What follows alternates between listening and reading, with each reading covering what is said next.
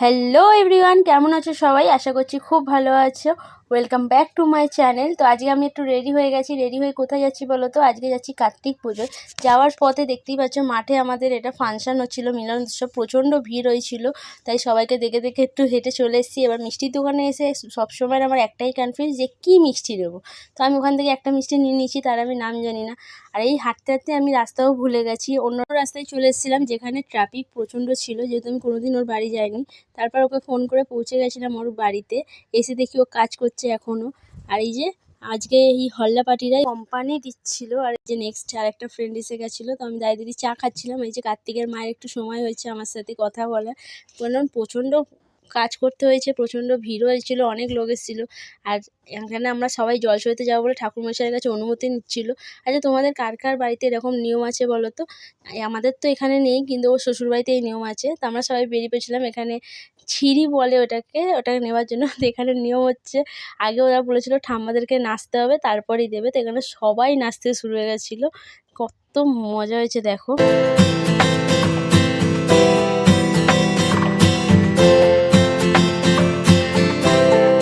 এখানে দিয়ে দিয়েছে, তো বরণ করে নিয়েছে ছিঁড়িটাকে নিয়ে যাওয়ার জন্য। ওরা তো এগাচ্ছিলো, কিন্তু পেছনে আরও সবাই ডান্স করেই যাচ্ছিলো তখনও। তো এখানে আমরা সবাই মিলে বেরিয়ে গেছিলাম। ওদেরই সামনাসামনি একটা পুকুর আছে, সেখানে যাওয়ার জন্য। যেতে যেতেও অনেক মজা হয়েছে, সবাই গেছিলো, শুধু ওর মা ছিল। মানে অনেকটা বিয়েবাড়ির নিয়মের মতো। আর এখানে আমি উলু দিচ্ছিলাম। সবাই বলছে কত সুন্দর উলু দাও। আমি সব পারি গাইস। আমরা চলে এসেছি, যেহেতু এখানে অন্ধকার ছিল, পুরোই অন্ধকার, তাই অতটা ভালো করে বোঝা যাচ্ছে না। যা যা নিয়ম আছে বন্টন করেন, আমি তো এই ফার্স্ট টাইম এগুলো দেখছি। খুব ভালোও লাগছিলো। তো সব করে আমরা আবার বেরিয়ে পড়েছি ঘরে যাওয়ার জন্য।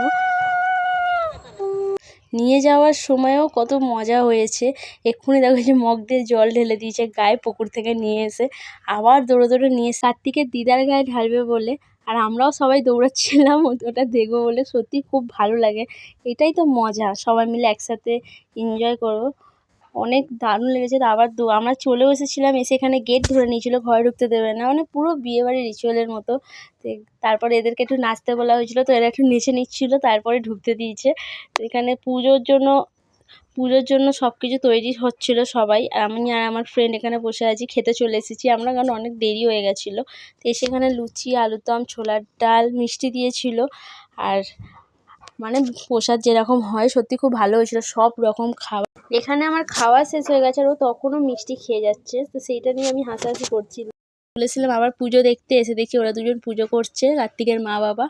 আমি বেশিক্ষণ থাকিনি, যেহেতু অনেকটা রাত্রির হয়ে যাচ্ছিলো, হোমও হয়েছিল। খুব সুন্দর লাগছিলো, আজকের দিনটা অনেক ভালো কেটেছে। তো সবাইকে টাটা করে যে আমার বন্ধু পরে এসছে স্নেহা, তো আমরা টাটা করে সবাইকে আমি বেরিয়ে পড়েছি।